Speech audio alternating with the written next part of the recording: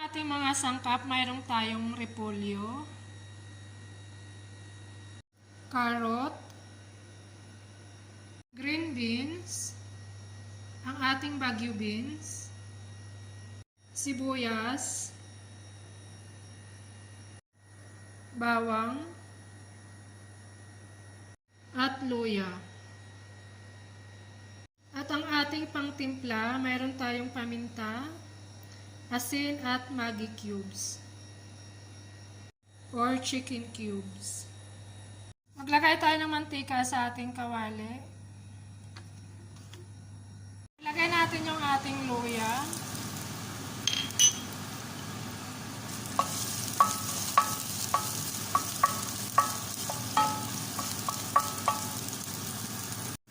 Ang ating sibuyas.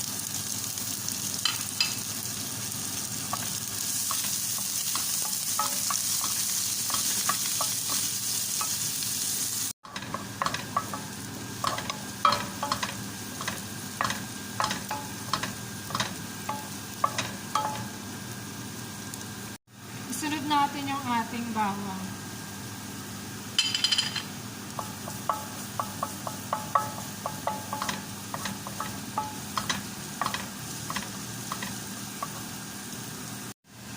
Ilagay na rin natin yung ating beans.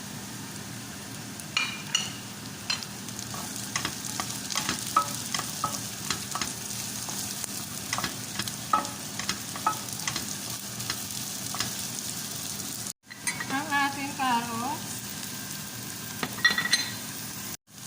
Inuna ko yung green beans natin kasi yun yung matigas. So, sinunod ko yung ating carrot. Then last yung ating repolyo.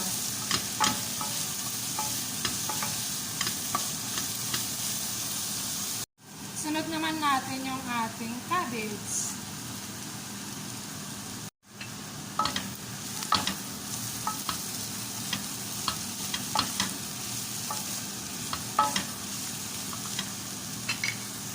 Maglagay tayo ng konting soy sauce.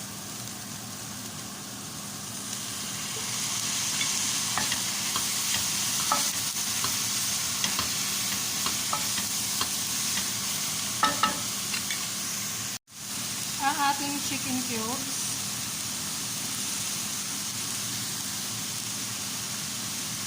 Paminta.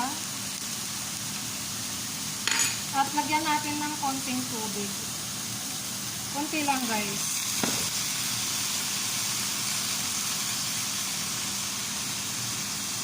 Tubig lang para malusaw yung ating chicken cubes.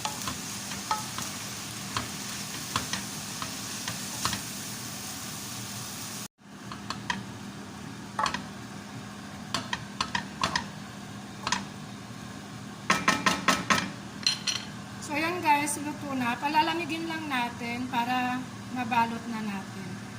Guys, malamig na yung ating gulay kaya pwede na nating balutin. So ito yung ating wrapper. Maglagay lang tayo ng isang kutsarang gulay sa ating wrapper.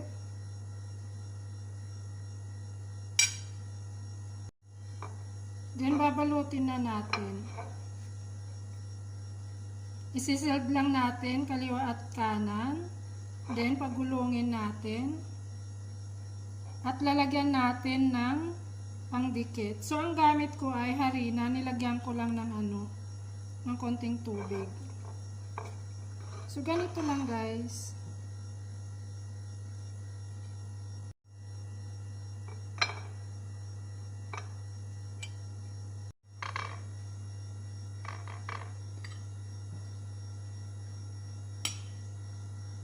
Ito yung ating pang-seld sa ating lumpia. Ito ay tubig at harina lang. So ulit-ulitin lang natin hanggang maubos natin lahat yung ating gulay o mabalot natin lahat.